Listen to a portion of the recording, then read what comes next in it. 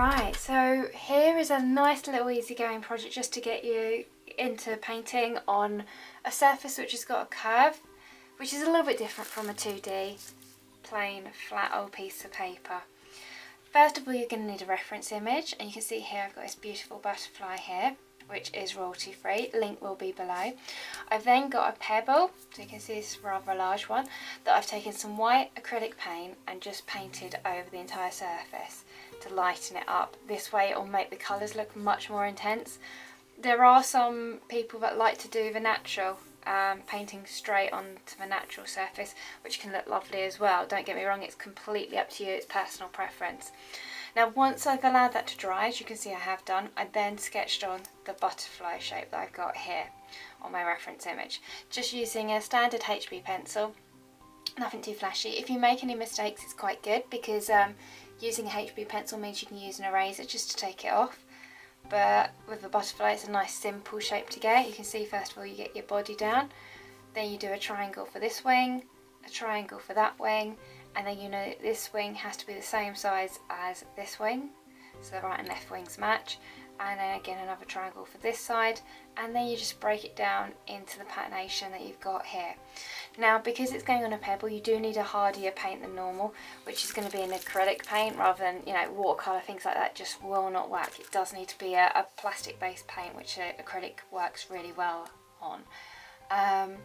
And then the idea is going to be working from light to dark. So if we look at this picture here, you can see the lightest parts are going to be the yellow, which I'm going to lay down to start off with, the detail.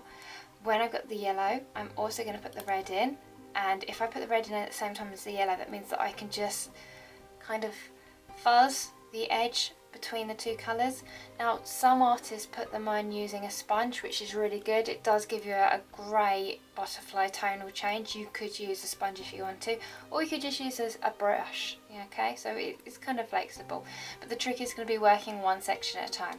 So I'll work one wing at a time, working that yellow into the red and bringing in my yellows on the tips. Then once I've got that down, then I'm going to start working up a little bit of the blue and the browns, and then I'll finish off with the black detail. Okay, easy. So that means I've got my pebble drawn, I'm ready to rock and roll. I've got a brush with some water, I've got a palette, and I've got a selection of paints that tally up to the reference image. So let's get those first few paints out. Some cadmium on. I've got a bit of cadmium yellow. And I'm going to use the cadmium red.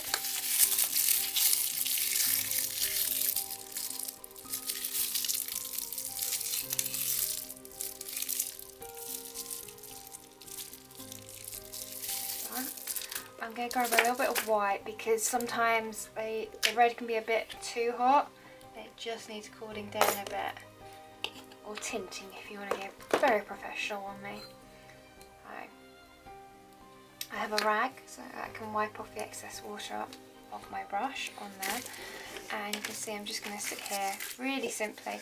Make sure that your reference image is the same way around that you're painting. So I'm going to turn my image to match the direction I've got my butterfly, and obviously I put my butterfly that way around because my pebble was longer and thin, so it fitted the design much better. I'm going to take some of my yellow, add a little bit of white into that just to soften it down. The white also smooths out this paint because the yellow is quite an expensive paint, so it's a little bit thicker than you'd normally expect. And then I'm going to start painting this on.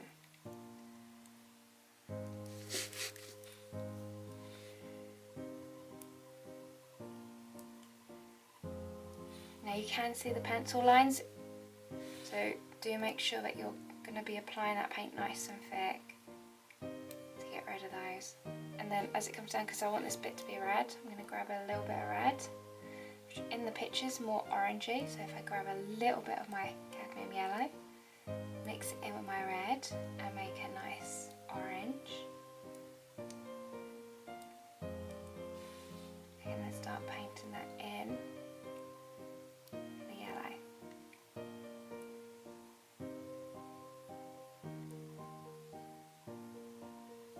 Now you can grab a little bit of water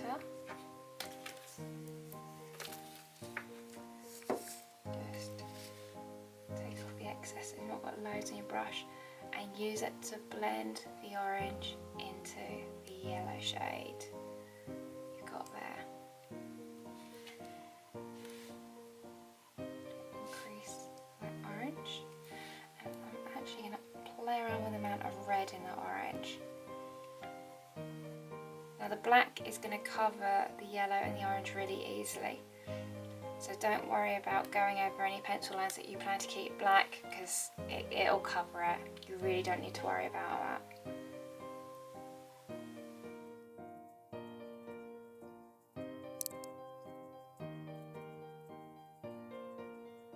Now I'm going to come down and just kind of repeat the process of adding a bit of yellow in and gradually blend that into an orange.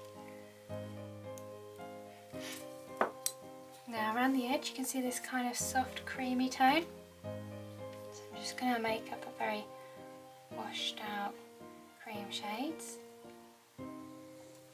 and just add that onto the end. I'm going to use a small brush to come around and do that in the end with the black, so you can be a little bit more slapdash at this stage and not worry too much about it.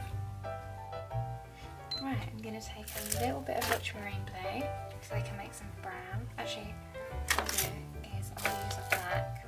So I'll go down the traditional road of mixing a black and a cadmium red to create a dark brown.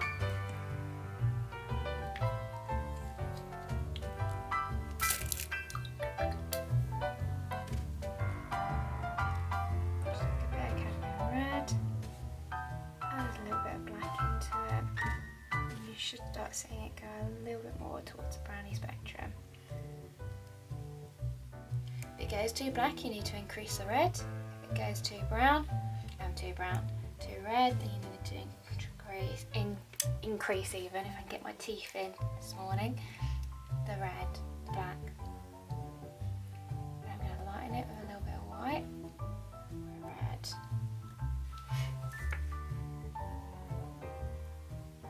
And I can start bringing in some this brown body fluff.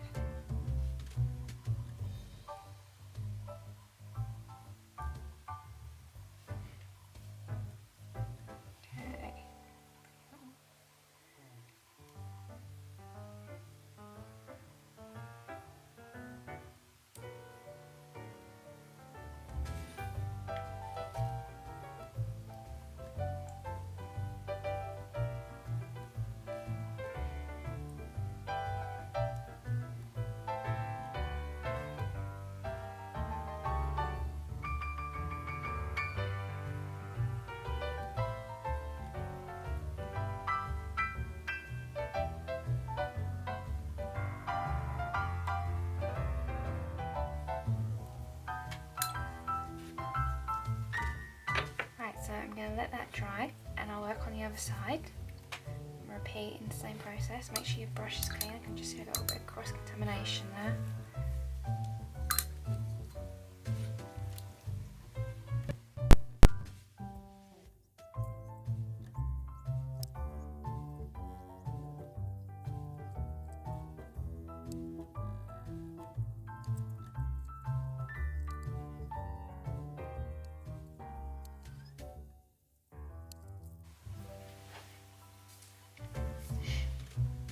Right, so let's just get that body in.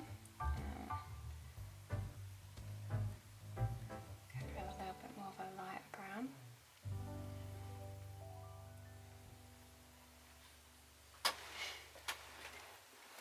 I'm going to use a little bit of cobalt blue.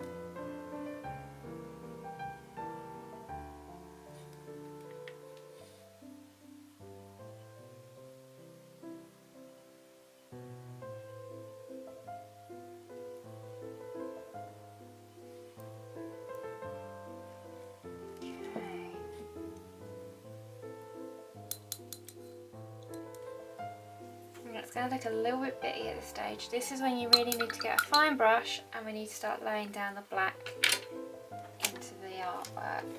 I'm getting something smaller. I'm also going to dilute my black with a little bit of water to make it a bit more runny and consistency. This will make it smoother and easier to paint detailed lines with.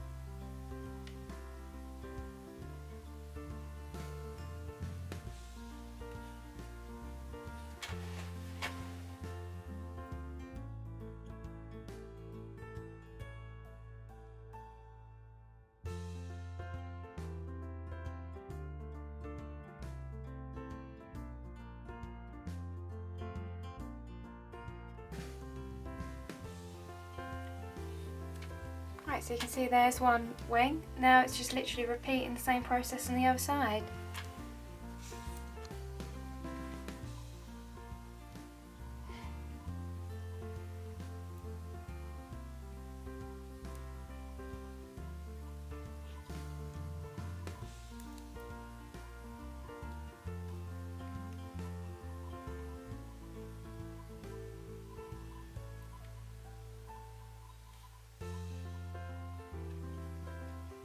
Right, so you should end up with something like that. Mine's very quick, just to give you a taster of how to deal with it. Now the next thing that you need to be doing is putting a shadow on to make it look three-dimensional. To make the shadow, it's really easy. Just take a little bit of white, add in some black to make a tone of grey, which needs to be darker than the rock if you're going to use the natural rock. Then you have to consider which direction your light is hitting, so I'm going to have my light hitting from the left, which means everything is casting a shadow towards the right. Now by painting this in, just around the butterfly, it'll make it look a little bit more three-dimensional, like it's sitting on a rock. It's amazing the illusion the brain creates from just looking at how shadow and colour relates it and things.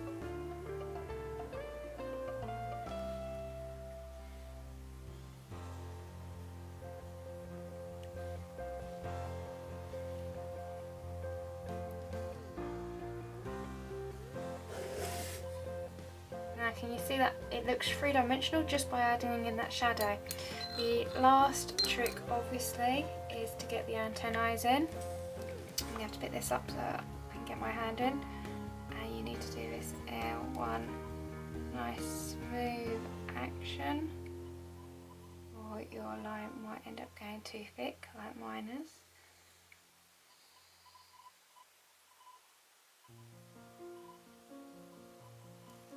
I'm going to put a little bit of shadow so I can outdo that bit there. Turn this round.